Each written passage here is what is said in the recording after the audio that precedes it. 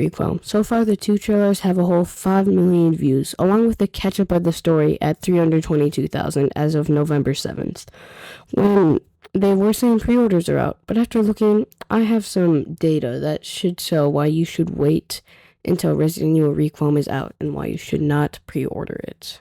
Let's get into it. So Capcom's been on the best reputation streak with many fails. So let me tell you about some of the game fails and how this might affect Resident Evil 9. So let's start from the old and go to the new fails. So let's start with Umbrella Co. from 2016.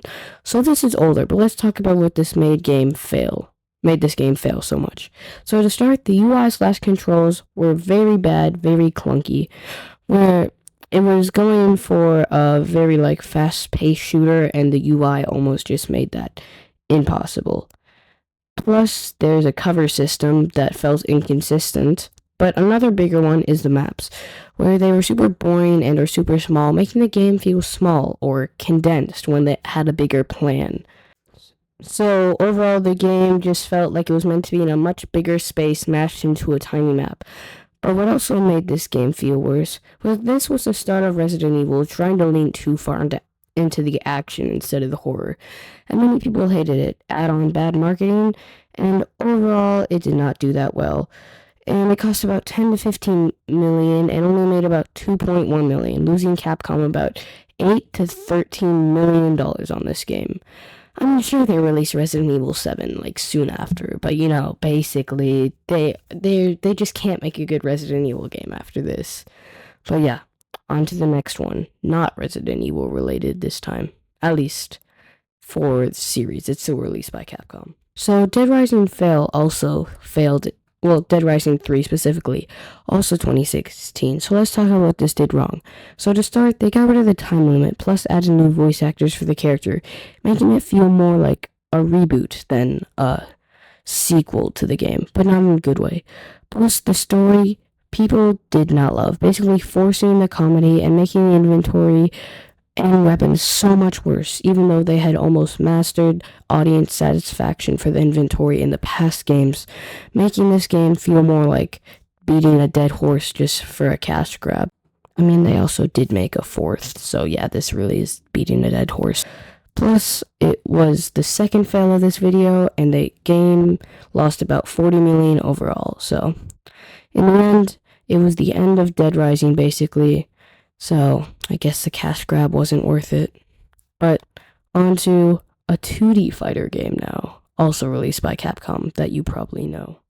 Marvel vs. Capcom Infinite Universe, also released in September 2017. A lot of 2017 fails. And no, I wasn't actually going to say Street Fighter.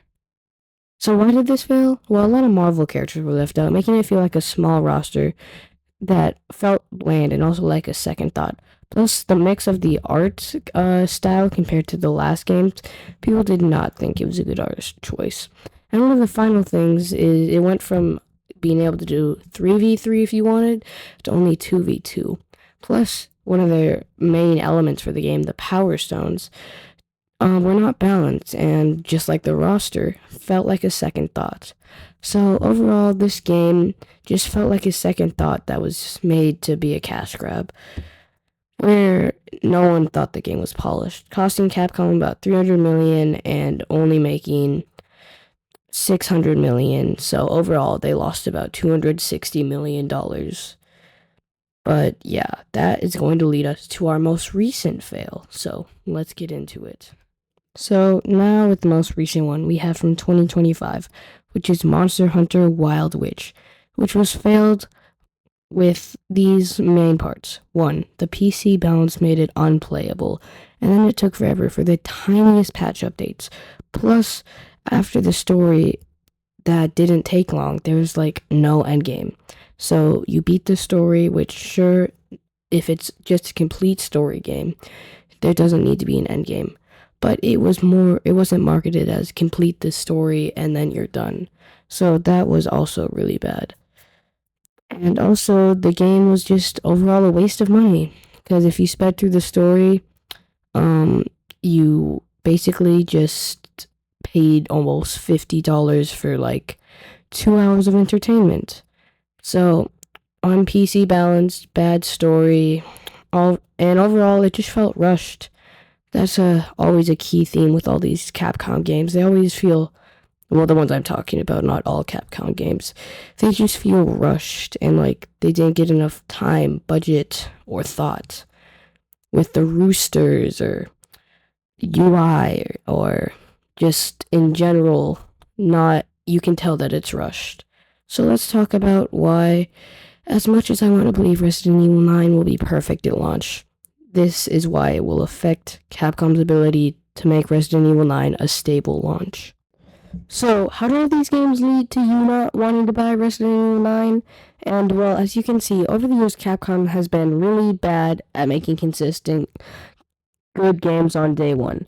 Plus, if you get a special costume and play in first person, you won't be able to see it.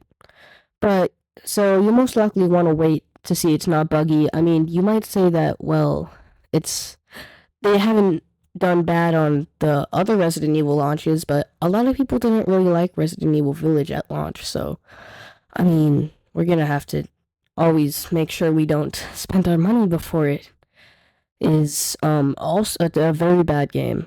But we also know that AAA games are getting more common to be rushed with unrealistic deadlines, so, and we've already seen that with a bunch of Capcom's games that feel rushed. And as I said before, Resident Evil 8 wasn't liked for a while.